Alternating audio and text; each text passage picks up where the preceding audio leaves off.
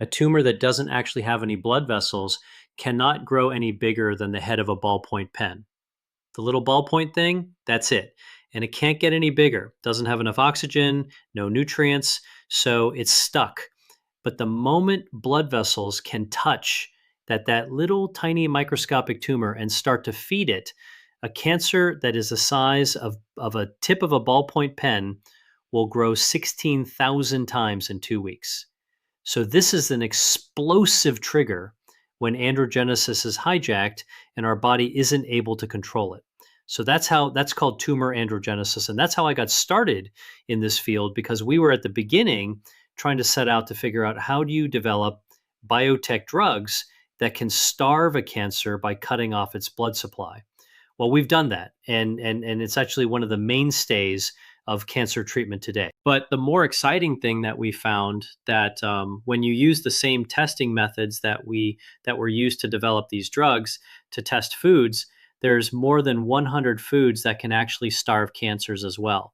Way back when I got in this field, we had a test system where we were testing cancer drugs that could starve a cancer by cutting off its blood supply. And one of the things that I did is I actually dropped some green tea in there, and it was shocking how effective the green tea polyphenols were in stopping those blood vessels that were feeding the cancer. And in fact, if I didn't tell the technician doing the lab work that it was actually a natural compound, and I told them it came from a drug company, they would have been super excited about it and started jumping up and down. And so again, Mother Nature is really, really good. So polyphenols and EGCG is one of them. Resveratrol in red wine, also another one that's actually really, really powerful in terms of being anti-androgenic.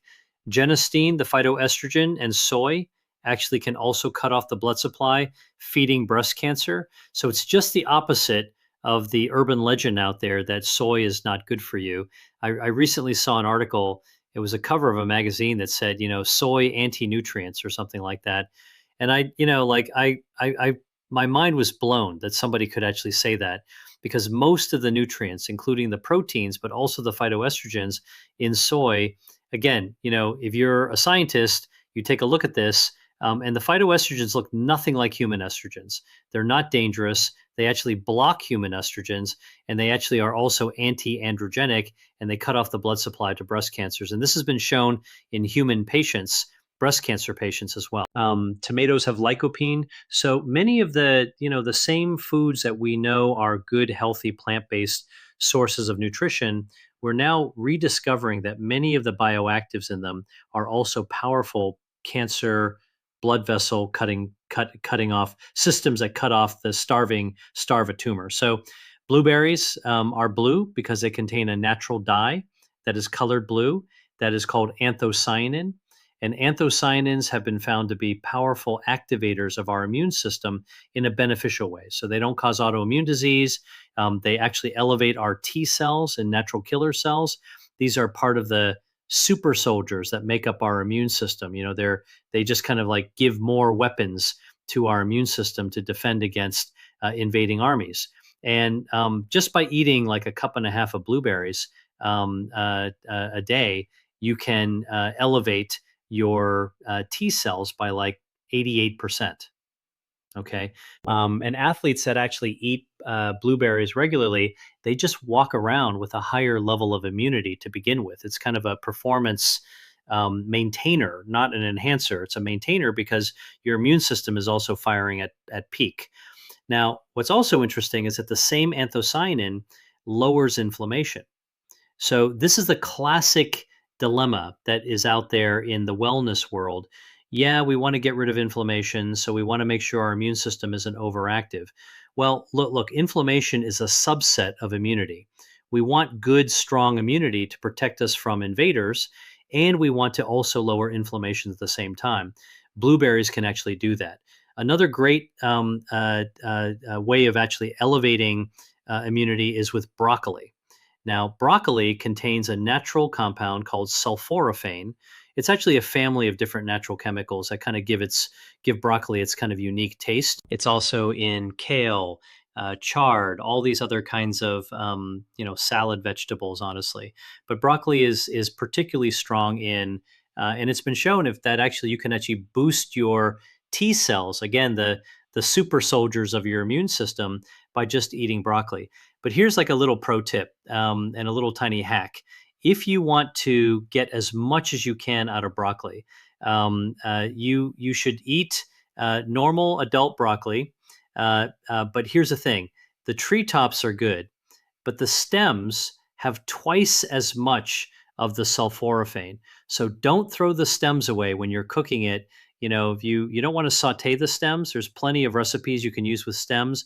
You can put it into a blender, turn it into a soup, a little broccoli oregano soup, amazing. Put a little vegetable stock in there. It's like a really tasty way of actually using broccoli and getting more of these sulforaphane. But if you really want to like rock it with your broccoli sulforaphanes, you eat broccoli sprouts. These are the 3 to 4 day old baby broccoli. And it turns out that the broccoli sprouts have 100 times more sulforaphane than the grown up broccoli.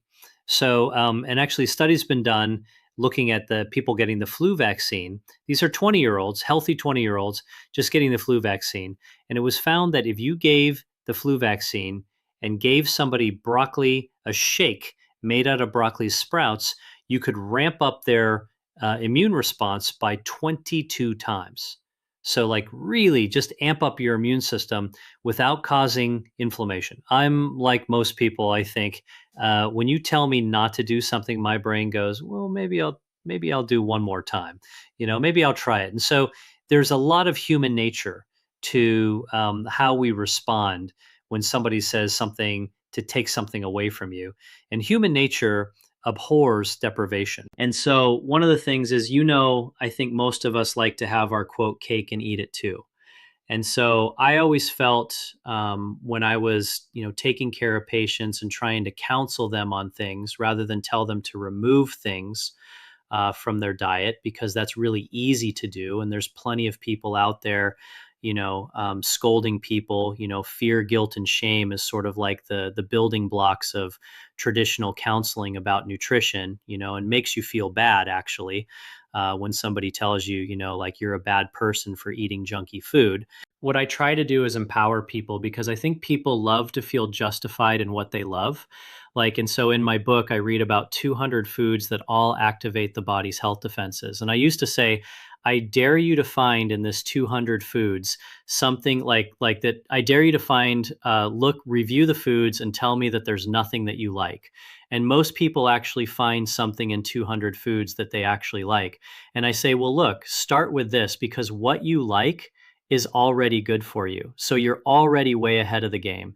And if you can keep on adding things that you like, and just understand this is that education knowledge piece, what you like is good for you, then you can love your food and love your health at exactly the same time. And then this whole idea of anti-deprivation is that if you spend more time thinking about what to add to your body that's good for you, spend less time thinking about the bad stuff and more good things in your body, kind of push out room for bad things. And if you spend most of your time fortifying your body's health defenses, those 5 health defenses: angiogenesis, stem cells, microbiome, DNA protection, and immunity with foods, honestly, every now and then you're going to fall off the wagon. You're going to eat something you really like, you really want to, or everybody's eating it around you, and it's not that good for you. That's all right. Your body's got you covered. Your health defenses are there as a shield. So again, like I think that there's just a healthier way to navigate through your life. These strict diets don't work for a long time. They're unsustainable. So I'm all about, how do you actually get people to feel like they're in control and what they like to do already is actually good for them? Kiwis, right? So these sort of, I don't know, baseball shaped little, smaller baseball, furry little brown things. You cut them open. They're beautiful green with seeds, starburst on the inside. I always liked kiwi, but I had never really ate them very much. But then I started doing the research on them, and kiwi is pretty amazing. First of all, it's a great source of vitamin C.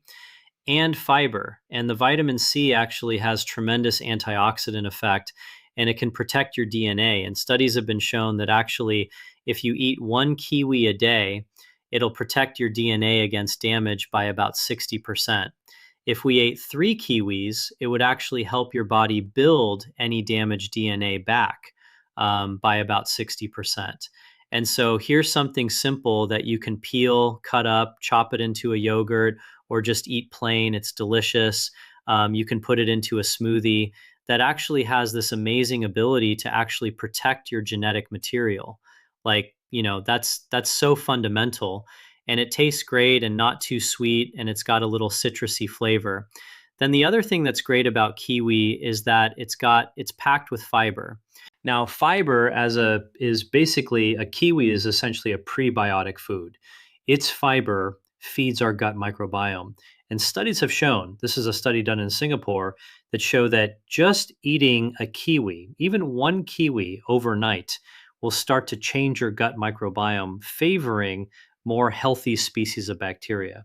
And so, like I always tell people, like, if I tell you something like that and you try a kiwi, you can't unlearn what I just told you. Every time you see the kiwi, you're going to say, you know what? I know there's something good about it. And then if you remember what that is, that's really what I try to do with my course, is really try to teach people how to make it second nature to make great choices. Hey, if you like that video, then you're going to love this one. Check it out.